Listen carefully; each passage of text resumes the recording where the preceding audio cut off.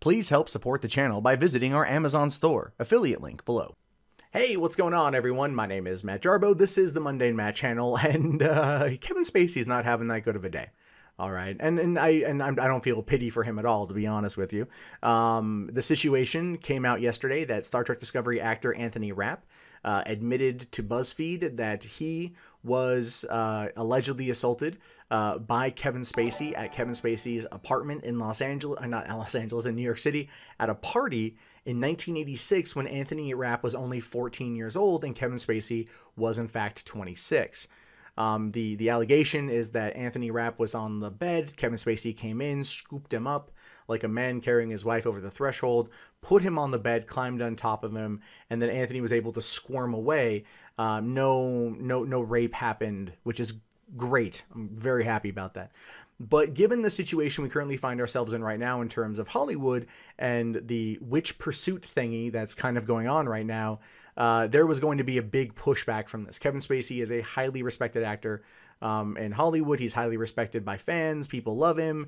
This was going to be a big thing. And his response to this was to essentially admit that he doesn't remember it, apologize for it, claim to love Anthony Rapp as an actor, and then go on to basically admit that he is gay. Now, him coming out, as I said on my live stream of Rustled last night, was going to be the dominant headline concerning this story today.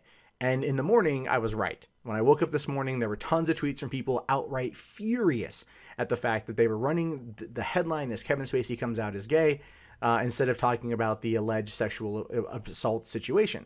And however you want to look at that situation is however you want to look at the situation. It's not good for Spacey. He should not have done that if he did in fact do that. I don't condone any of that kind of stuff. It's one of those things too where it's kind of like, Anthony Rapp coming out now and saying it. What's the result going to be? What's the response going to be? How are things going to be handled? Because like I said, Hollywood's in this kind of like binge and purge mode when it comes to this. If an accusation is made, then that's enough, essentially. And Kevin Spacey coming out and saying that he doesn't remember what happened, but he owes him an apology. He was stupid, drunken behavior. That was kind of enough to seal his tomb, especially when it comes to one of Netflix's most popular shows and what essentially put it on the map in terms of being a streaming television service. And that would be, well, House of Cards is now going to end with season 6. Saying here, House of Cards ending with 6th and final season at Netflix. The political drama marked the streamer's big push into original programming, heralding the unprecedented spend that followed, which is true. What Netflix is today has pretty much everything to do with House of Cards. It very much played to that whole situation. Saying here, Frank Underwood's Washington tenure is coming to an end. Netflix is currently in production on a 6th and final season of House of Cards, the landmark drama that signaled its aggressive push into original programming. The final run of House of Cards, which stars Kevin Spacey and Robin Wright as ruthless and ambitious Beltway couple, will debut its last 13 episodes in 2018. Executive producers Melissa Jane Gibson and Frank Puglisi, who replaced X-Scene creator Bo Williamson last year, are both expected to return as showrunners. So the thing is, though, you got to understand is like this. People are saying this is a direct result of what happened. I think it is. I think the announcement is, but I don't think that them ending the show is a result of this. I think that they maybe finalized it, but I think it was already going to happen. Saying here, official word on its conclusion, which has been in the works since last summer, comes at a problematic time for Spacey.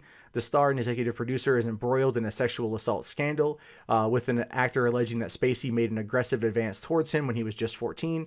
Spacey responded in turn by apologizing for inappropriate drunk behavior and coming out as gay. Neither the apology nor the admission have been met with a positive response. Netflix released its own reaction saying that it's deeply troubled by the allegations, which is something Netflix was going to say. You have to understand, everyone at this point in time is all about trying to keep and save face.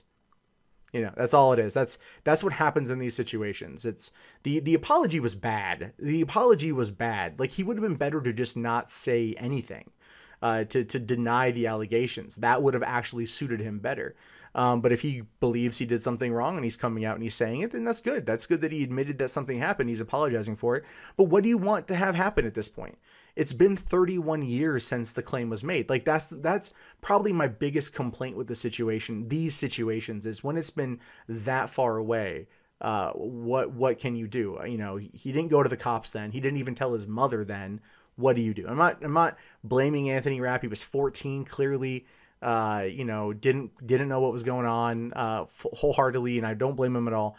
But it's one of those situations where I think we as the public need to ask ourselves, then what is the appropriate penance for this? What is the appropriate punishment? Roman Polanski, you know, he's a person who's been on the run from the United States for 40 years now. And not only has his transgressions been forgiven by Hollywood as a whole, he's won Oscars. He gets standing ovations. And this is a dude who, you know, drugged and had sex with a 13-year-old girl in Jack Nicholson's hot tub in LA in the 70s, right? You know, I mean, and even though that girl herself has come out and forgiven Polanski in hopes of making the whole thing go away, there's still questions there. So, I mean, like, it really Hollywood will look the other way when it comes to art and profitability, I would say. They look the other way when they want to. They'll look. They attacked Mel Gibson for his comments because, you know, he committed the cardinal sin in Hollywood, and just now here it is again 11 years later, he's starting to kind of come back from that. So it's just one of those things where you're just like, how does the system work? How do you fix it? How do you make things right? How do you move on with your life? And those are questions for the people involved, but those of us who watch and comment oftentimes have to ask those questions from a realistic standpoint. Many people out there will just immediately, you know, knee-jerk react and like burn the witch sort of mentality. It doesn't really fly in reality. You know, it just doesn't fly in reality at all. And we can't sit there and do those sort of things and expect to be looked at as fair and objective in the future. What I'm trying to say there. Anyway, House of Cards has been especially important to the streamer. News that Spacey and director David Fincher were updating the project and adaptation of a British series and Michael Dobbs' novel of the same name as a beltway drama for the US sparked multiple bids from stateside programmers before finally going to Netflix for a straight-to-series order of two seasons at a price tag then estimated to be around $100 million. That was in 2011, before streaming had become a dominant player in original programming, and when filmmakers such as Spacey and Fincher shifting from movies to television was still somewhat surprising. House of Cards premiered in 2013. The first two seasons of the show are good. I haven't seen 3, 4, or 5, but I've seen 1 and 2, and they're really good. The show's been a critical affection wax and wane over the years, but it's remained a de facto flagship at an increasingly diversified Netflix. House of Cards is also a regular favorite at the Emmys, nabbing 46 nominations and 6 wins to date. It also boasts a Peabody and 2 Golden Globes. So, you know, but here's what I want you guys to look at. This one right here. All right, this is more what I think is going on. This is more of what I think is happening in Netflix right now. Why I think this particular decision, while shocking in today's news, or in connection with today's news, is one that was also probably planned. Saying here, House of Cards renewal also comes at a time of slightly shifting strategy at Netflix. The company only recently made canceling shows a regular practice, announcing relatively quick ends to pricey dramas The Get Down and Sense8, as well as the one-off comedy Girl Boss. Still, its batting average remains much stronger than those of its traditional TV competitors. Without any public ratings barometer, recent launches Stranger Things, The Crown, 13 Reasons Why, Dear White People, and Glow have been deemed industry successes on cultural impact alone, which is very true. And I've seen most of those, and they're pretty good. I haven't seen Dear White People yet, or 13 Reasons Why, but I've heard nothing but good things about that. So the thing to remember here is that Netflix is probably looking for a way to end the drama. There were talks at the end of the last season about whether or not it was going to be the final season. Do we need to get another one? So on and so forth. I think this just upped the inevitable. I think they were going to cancel it at season 6 anyway. I think they wanted to give it a proper ending, go out on top, so to speak, and said now they're going to go out kind of mired by controversy. But by the time this particular, show comes back on the air, will be 2018. People will have moved on. People will have relatively forgotten about this incident. Of course, you will have your hit pieces coming out about it leading into the release of the show. But to be fair, the average Netflix watcher is going to still gobble it up. Those who have stuck through 5 seasons are going to very much go through and watch the rest of it. And now we're going to go back and, you're going to get people that are going to go and watch the first 5 seasons now who have never seen it because of this controversy. This kind of controversy ultimately is never necessarily bad for business like this, however you want to look at it. But I do feel that at the end of the day, this was Netflix basically going, well, we were going to do it anyway. We might as well do it now. We'll look good in the process. We'll save face and we'll come out as the better people. And I don't blame him for it. It's a solid business play. It's a solid move. Spacey was in a no-win position. He's just in a no-win position. And that's unfortunate. Unfortunate for everyone involved, I should say.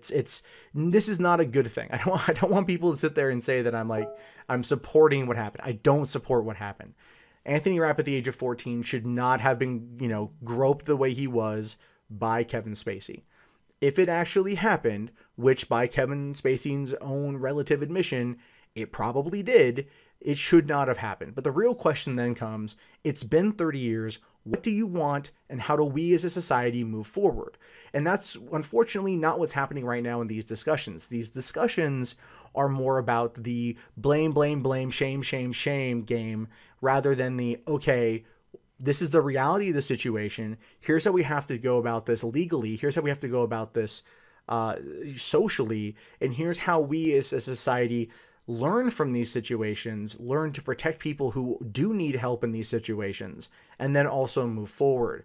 But unfortunately, our society isn't about that anymore. If we've ever been about that.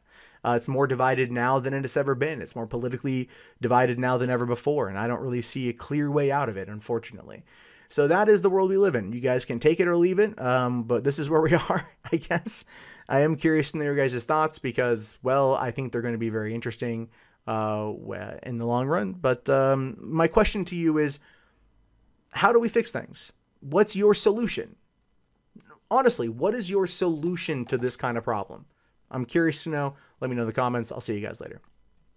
Hey guys, that wraps up this video. If you'd like to leave a comment, please do so below. I love to read your guys' input. Be sure to hit that thumbs up button. It really does help me in the YouTube algorithm. If you want to support the channel, there's the Amazon affiliate store, there's PayPal, there's Patreon, there's Bitcoin. And if you're bored and you want something else to watch, check out 3 Buck Theater up here. My name is Matt Jarbo. I will talk to you guys later. Have yourself a wonderful day. Peace out.